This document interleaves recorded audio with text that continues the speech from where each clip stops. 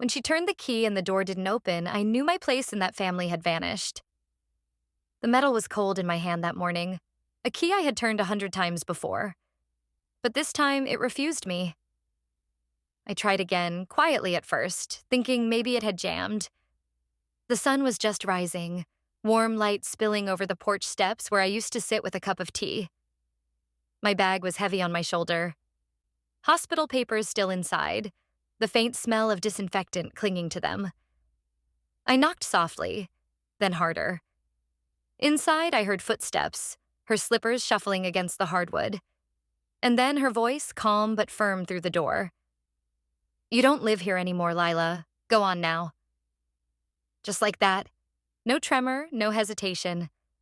The woman who once held my face in her hands and called me her daughter, she didn't even open the door to say it. I stood there for a long while, too numb to cry. The breeze tugged at my hair, and somewhere down the street, someone was mowing a lawn, the smell of fresh-cut grass mixing with the sting of betrayal in my throat. My husband's car wasn't in the driveway. I didn't know where he was. I think the neighbors saw me, standing there in my hospital shoes, clutching that useless key. But nobody said a word. That's how it all ended. But the story, my story, began long before that morning. When I first met Marcus, I thought he was warmth itself. He had that easy smile, the kind that softened you before you even realized you'd let your guard down. We met at a church picnic one August afternoon. He was helping his mother hand out sweet tea and peach cobbler, and I remember thinking how kind he was to her, how naturally they moved together. His mother, Evelyn, had a way of watching people. Sharp eyes, soft voice. When she looked at me that day, it felt like she was measuring me. But not in a cruel way. Just seeing if I fit. She said, "You've got good hands, child," when she saw me help clean up afterward. "A woman with good hands keeps a family strong." I smiled, not really understanding what she meant then. Marcus and I married a year later in her backyard. The grass was green, the air smelled of gardenias, and she stood beside me, tears in her eyes, calling me my daughter now.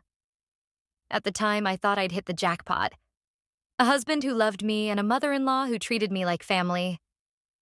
Evelyn lived in a 2-story house just outside of Savannah, where the porch wrapped around like an embrace. When Marcus suggested we move in after the wedding, just for a little while, I didn't hesitate. We were saving for a house, and Evelyn insisted. "This home's too big for one old lady," she said. "Y'all stay here. Help me keep it lively." I was nervous about living under her roof, but she welcomed me so warmly it felt wrong to question it. She cooked big breakfasts, biscuits, grits, sausage, and always set 3 plates, even on days when Marcus left early for work. We'd sit together at the kitchen table, her in her floral robe, me in my work uniform, and she'd tell stories about when Marcus was a boy. "He was always soft-hearted," she'd say, stirring her coffee. "Couldn't stand to see anyone cry." I believed her. I believed all of it. Her kindness, her affection, her promise that we were a family. When I got pregnant that spring, she was the first to know. I told her before I even told Marcus. She hugged me so tight I could feel her heart beating against mine. "You've given me a reason to thank the Lord all over again," she whispered. I thought my life was finally perfect. But I see now, sometimes love and control wear the same perfume. At first, the small things didn't bother me. Evelyn had her ways. She liked things done a certain style. Dishes washed before dinner, laundry folded the same day, shoes never left by the door. She'd say, "A tidy home shows respect," and I tried my best to follow. But soon her instructions turned into expectations. If I got home late from my nursing shift, she'd sigh loud enough for me to hear from the hallway. "Marcus likes dinner at 6, Lila. You know that." Sometimes I'd find her in our bedroom, folding my clothes or rearranging my drawers. When I asked about it, she'd smile and say, "Just helping out, dear. You're part of this house, remember?" Marcus said I was overthinking. "Mama means well," he'd tell me, kissing my forehead. "She's just old-fashioned." Maybe she was. Or maybe she was testing how much I'd been before I broke. Still, there were good days. We'd bake together on Sundays or sit on the porch drinking lemonade. She'd tell me how proud she was that Marcus had found someone who understood the importance of family. I didn't know then that her definition of family was one that left no room for boundaries. When I miscarried, everything changed. It was early, just 3 months, but I felt every bit of it. The hospital was cold, the doctor's voice clinical. Marcus held my hand, silent, but his eyes kept flicking to his phone. His mother didn't come. When we got home, the air in the house felt different. Evelyn didn't hug me. She didn't say she was sorry. She just looked at me with that same quiet, assessing gaze and said, "These things happen for a reason." I remember standing there, numb, clutching my empty belly, thinking, what reason could ever make this right? That night, Marcus slept in the guest room, said he needed space to think. I lay awake, staring at the ceiling fan spinning shadows across the wall, listening to Evelyn's voice downstairs, low and steady on the phone. I didn't know then what she was planning, but the first crack had already formed. The next morning, Evelyn made pancakes. She always made them golden brown and perfectly round, but that day, she slid the plate across the table without looking at me. No syrup, no smile. Marcus was gone already, off to work before sunrise. His coffee mug still sat in the sink, a ring of milk curdling inside. I tried to start small. I was thinking of going back to work next week. I said quietly. The nurses have been covering my shifts. Evelyn didn't answer right away. She flipped another pancake, the butter sizzling in the pan. Then she said, "You should rest. Marcus and I talked last night. We think it's best if you focus on home for a while." The way she said we made my stomach twist. "Marcus and I?" I repeated, my voice small. She nodded, calm as ever. "He needs peace, Lila. The loss was hard on him, too. Don't rush back into that hospital. You belong here." You belong here. It sounded sweet, caring even. But underneath it, I heard the faintest warning. That afternoon, I found my nurse uniform folded in a drawer that used to hold my nightgowns. My ID badge was missing. Evelyn must have moved it, though she never admitted it. I told myself she was just trying to help. That's what I did back then. Made excuses for the cracks in her kindness. Still, things shifted quietly around me. Marcus stopped talking as much. He came home later. When he did, he and his mother would sit out on the porch, voices low, laughter muffled whenever I walked by. At dinner, Evelyn started leading prayers again, her hand resting over Marcus's. She'd thank God for the strength to keep family whole, then glance up at me, eyes steady. It was subtle, but every look, every word felt like a thread pulling me out of the fabric of that home. One evening, I walked into the kitchen and heard my name. I froze. Evelyn's back was to me. She was on the phone. "No, she don't mean harm," she was saying softly. "But the girl's fragile. Marcus needs a woman who can carry weight." I told him. "Some lessons come early." I stood there, quiet as the refrigerator hum. When she turned and saw me, her face didn't even change. She just smiled, hung up, and said, "Did you want tea, dear?" That was the moment I knew. She didn't see me as family anymore. She saw me as something broken, something to be managed. That night, I told Marcus what I heard. He rubbed his forehead and sighed. "You're taking everything too personally," he said. "Mama's just talking. She worries. She's always worried." "Marcus," I said, voice trembling. "She said you need a different kind of woman." He stood, shaking his head. "You're tired. You're grieving. I can't do this tonight." He walked out before I could answer. Through the thin walls, I heard his mother's voice in the hallway, low and comforting. She said the same, thing she always said when she got her way. "It's all right, baby. Mama's here." In the days that followed, Evelyn began locking certain drawers, bills, mail, Marcus's paperwork, all tucked away somewhere I no longer had access to. When I asked about it, she said, "Oh, I just like things neat. You don't have to worry about all that. Marcus and I have it handled." Marcus and I. She said it like a team name, and I was no longer on it. The house itself began to reject me. Doors that once opened easily now creaked like they disapproved of my touch. My key to the side gate went missing. My car keys too disappeared one morning, then reappeared 3 days later on the hall table. Evelyn called it forgetfulness. I called it what it was: control. Still, I tried to keep peace. I cooked dinner, washed dishes, stayed quiet. I thought if I just showed kindness, things would settle again. But control doesn't retreat when you yield. It only grows stronger. One rainy evening, about 3 weeks after the miscarriage, I came downstairs to find Evelyn sitting in Marcus's recliner, reading a bank statement. She didn't even look surprised when I saw her. "You shouldn't be walking around in the dark," she said. "You'll scare people." I glanced at the paper in her hand. It was from our joint account, the one Marcus and I had opened before the wedding. "That's my account," I said quietly. She folded it neatly, slipped it into a folder. "Everything in this house runs through me, Lila. That's how we keep order." I stood there in silence, my heart pounding in my ears. She smiled, a soft, motherly smile that didn't reach her eyes. "I told you, baby. You're my daughter now. And daughters trust their mothers to make decisions." Then she reached out and patted my hand, like I was a child who'd spoken out of turn. I went upstairs that night and cried into a pillow, muffling the sound so she wouldn't hear. I wasn't her daughter. I was her possession. The next morning, Marcus left early again. But I saw something strange through the window. Evelyn standing by his car, whispering to him before he drove off, her hand on his arm, her expression serious. When he pulled away, she turned and looked straight up at me, as if she knew I was watching. That smile again. Cold, patient.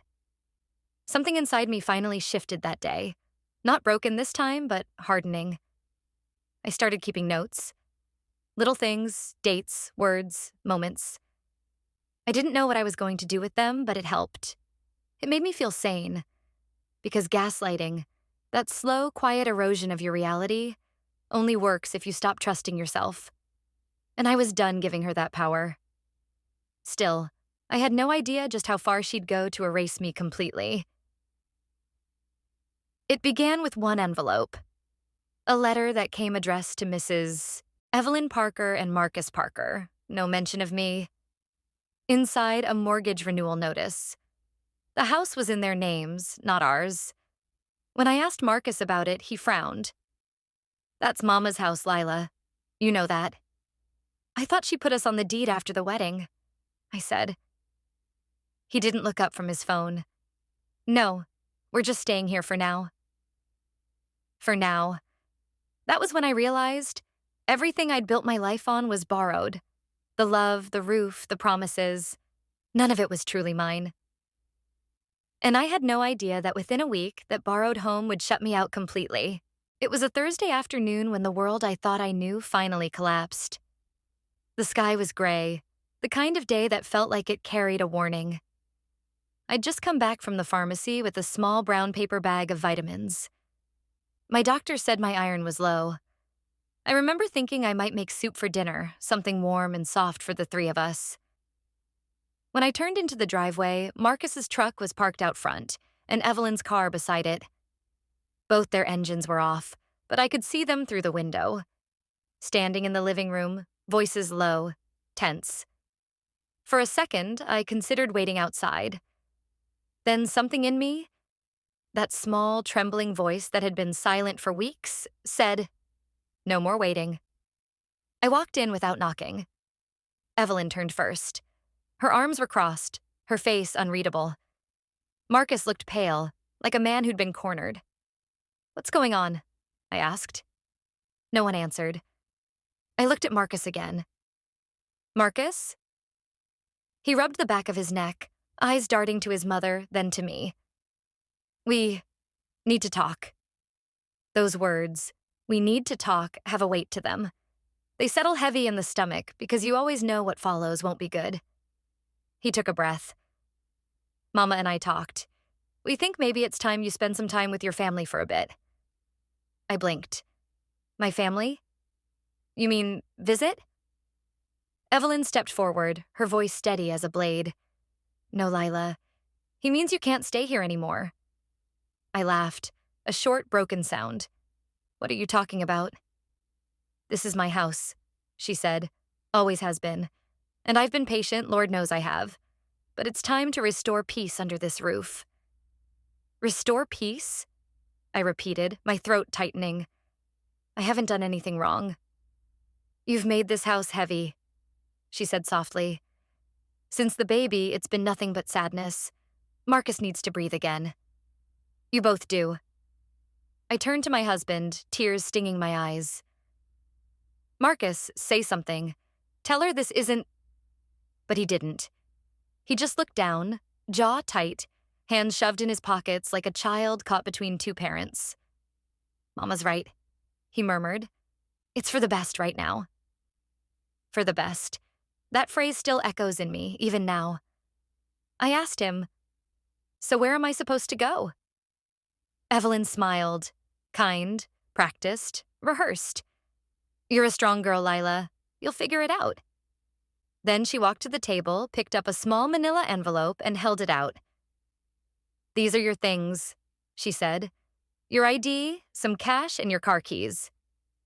I stared at the envelope but didn't move. You went through my purse? I went through my house, she corrected. My knees felt weak. The room started to blur, but I forced myself to breathe. Marcus, I whispered. You promised me this was our home. He looked up at me then, and I saw something like shame flicker across his face, but it was gone too fast to hold on to. I need space, he said quietly. Just for a while. Mama's right. That's when I realized it wasn't Evelyn who evicted me. It was Marcus. She just gave him the words to do it. I felt myself nodding, though I didn't mean to.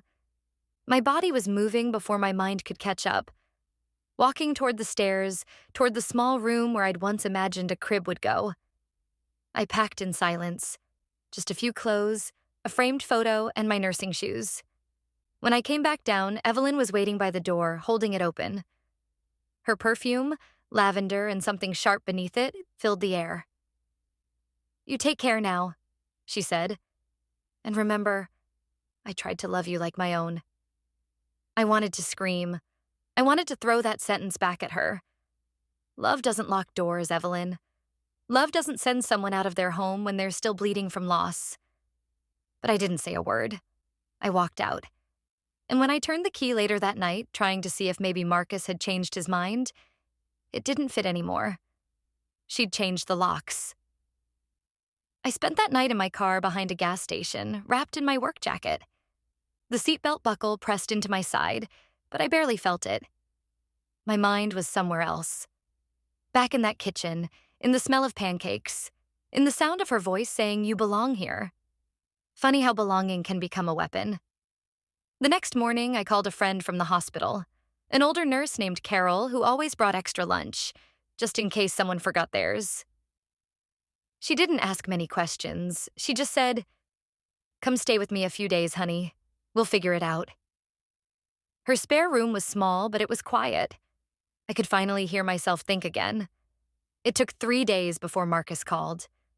His voice was flat. I just wanted to make sure you're all right. All right? I said, trying to keep my voice steady. You threw me out. Mama didn't mean it like that, he said quickly. She worries. You were fragile. She thought maybe... Marcus, I cut in. Stop hiding behind her. Silence. Then a sigh. You don't understand, he said finally. She's all I have. She took care of me after my father died. She's my foundation, Lila. I can't turn my back on her. And I was what? I whispered. Just a tenant in your mother's house? He didn't answer. When I hung up, something in me settled. A cold, sharp understanding that love without backbone isn't love at all. It's dependency dressed up in devotion. A week later, I went back to the house. Not to beg, not to fight, just to collect the rest of my things. I called ahead. No one answered. When I got there, the front yard looked the same. Rose bushes trimmed, porch swept, curtains drawn. But through the living room window, I saw something that broke me all over again. Evelyn was sitting in my chair. My chair. The one by the window where I used to read. She was sipping tea, calm and peaceful, humming a hymn. And beside her, Marcus was fixing a light bulb, smiling faintly when she said something to him. It was like I'd never existed. I didn't knock this time. I didn't need to. I turned, walked back to my car, and drove away. For a long while, I just kept driving, past the river, past the town limits, until the road turned unfamiliar. I didn't know where I was headed, but for the first time in months, the air felt lighter. That was the day I stopped chasing closure. Because closure doesn't come from the people who hurt you. It comes from the moment you decide they don't get to define your peace anymore. I wasn't ready to forgive her yet. Or him. But I knew I had to start building something new. Something that couldn't be locked away by anyone else's key. And that's exactly what I did. I didn't rebuild overnight. Healing never looks like a straight line. It's more like learning to walk again after forgetting how. At Carol's place, mornings were quiet.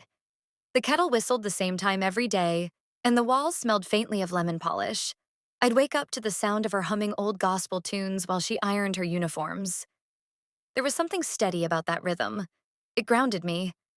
At first, I could barely eat. I'd stare at a bowl of oatmeal until it turned cold, my mind wandering back to Evelyn's kitchen. The hum of the fridge. The way she used to say grace before every meal. It's strange how even cruelty can carry the ghost of comfort when you've lived inside it long enough. But each day, I forced myself to do one small thing. Unpack one box, take one walk, answer one phone call. Within a week, I'd returned to the hospital. I was nervous. My hands trembled the first time I pinned my badge to my scrubs again. But the smell of antiseptic and coffee grounded me. It was a life I could still claim as my own. Nursing had always been more than work to me. It was purpose.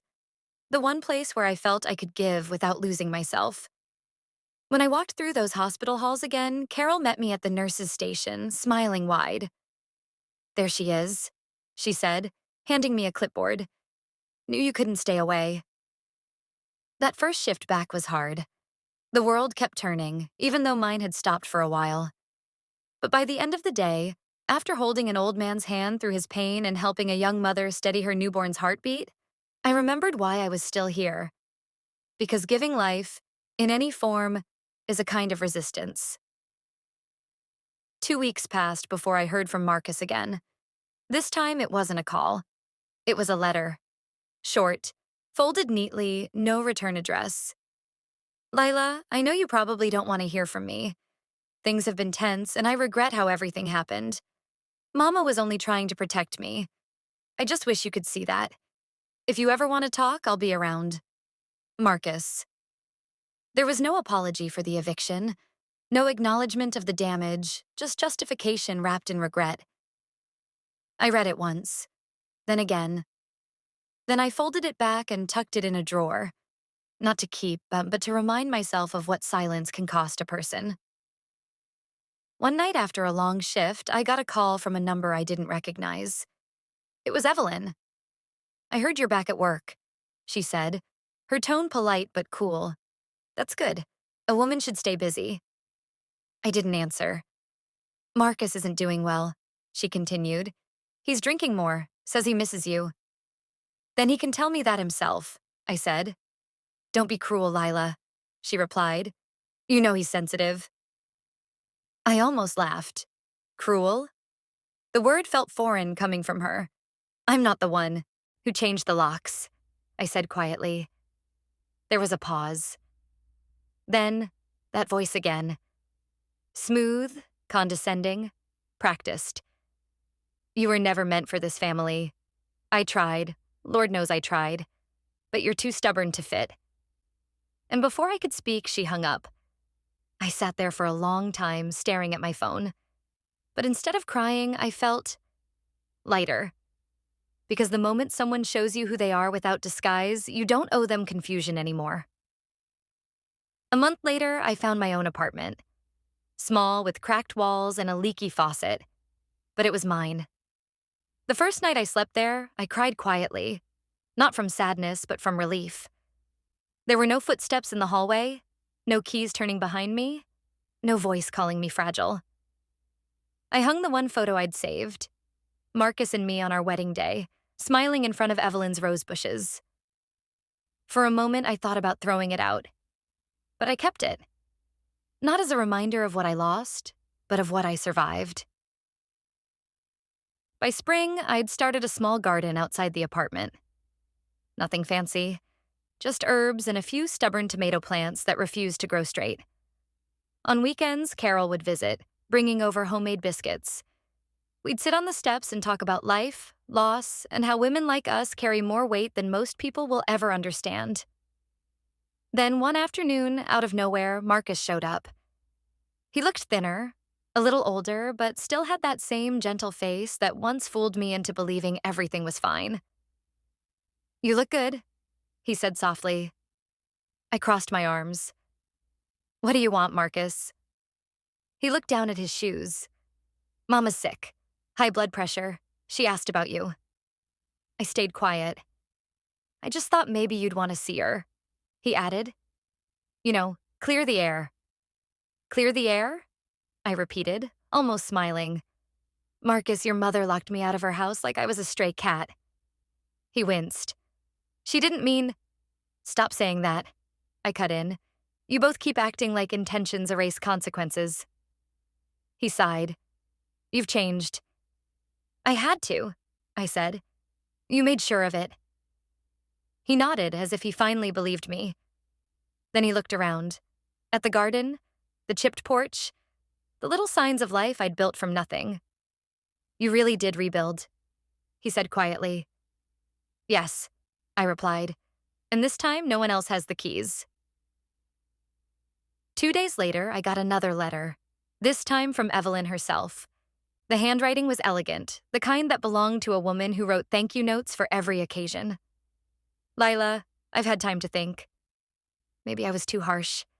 Maybe grief made me say things I shouldn't have. I hope you're well. Take care of yourself." No apology. Just distance disguised as civility. I didn't respond, because some doors don't need reopening. They need sealing shut. Still, that night, I prayed for her. Not because she deserved it, but because I did. I prayed for peace in that house. I prayed for Marcus's heart. I prayed for mine, that it would stay soft even after all it had endured. And for the first time in a long while, I slept through the night without dreaming of keys. I used to think strength meant holding everything together, smiling through the pain, swallowing the words that burned in my throat, pretending the cracks weren't there. But now I know. Real strength is the quiet act of letting go. The day I left that house, I thought I'd lost everything. My husband, my home, my sense of belonging. But standing on the other side of that door, suitcase in hand, I hadn't realized what I'd truly left behind. My fear. Fear of being alone. Fear of being unloved. Fear of not being enough. Those fears used to whisper in every silence, used to guide every decision I made. But life has a way of stripping you bare until only truth remains. And the truth was simple. I'd been enough all along. It took time to see it.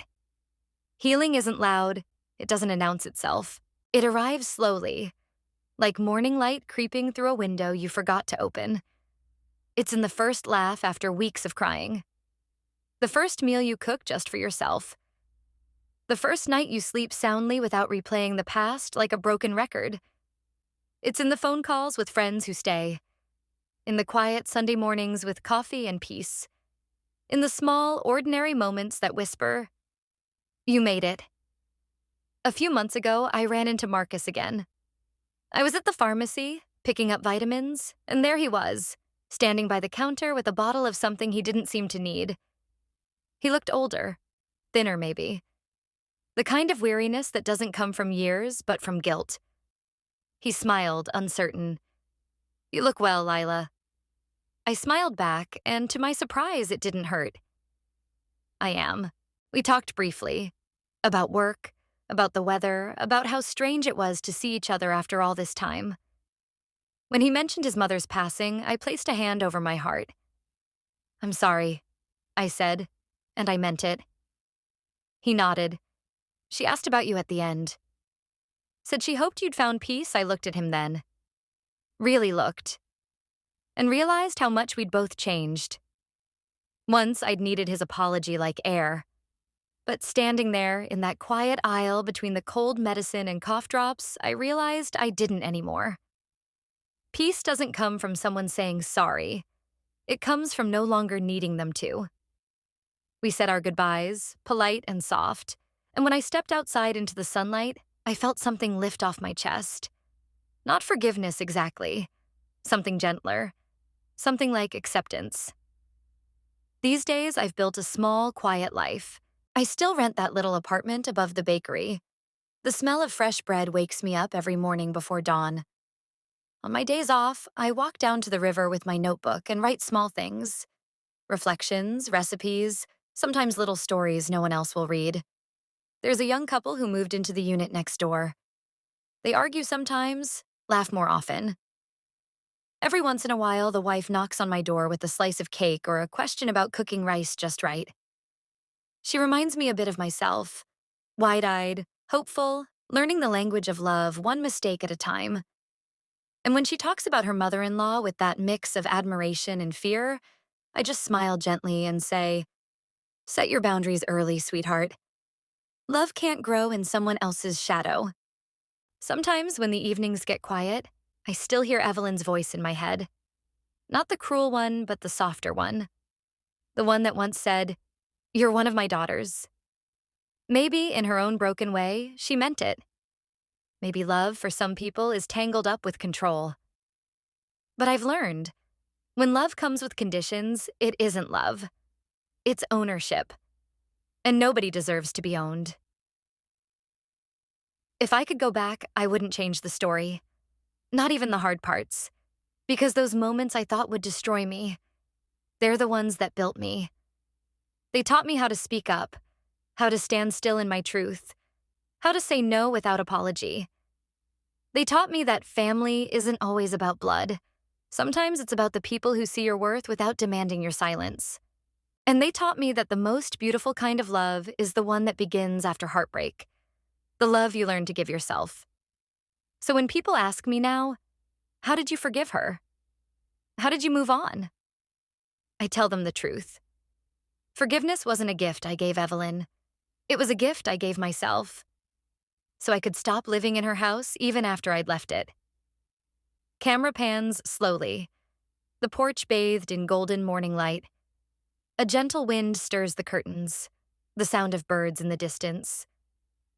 I take a slow sip of my coffee, the kind that's more ritual than caffeine. The cup is chipped, the morning quiet, and for once, that's enough. I look out at the small patch of earth where my herbs grow wild, untamed, stubborn, thriving despite it all. And I think, maybe that's me too. When I lost that home, I thought I'd lost everything that made me safe. But what I really found was everything that made me free. Fade out. The soft hum of a kettle. The screen fades to black, and Auntie May's familiar closing tone settles in. Have you ever loved someone so deeply that you lost sight of yourself? Only to find that losing them was the only way to come home to you? Would you have forgiven a woman like Evelyn? Or would you have walked away and never looked back? Tell me in the comments, baby. And if this story touched your heart tonight, make sure you like, subscribe, and come back next Sunday, because you know Auntie's always got another story to tell.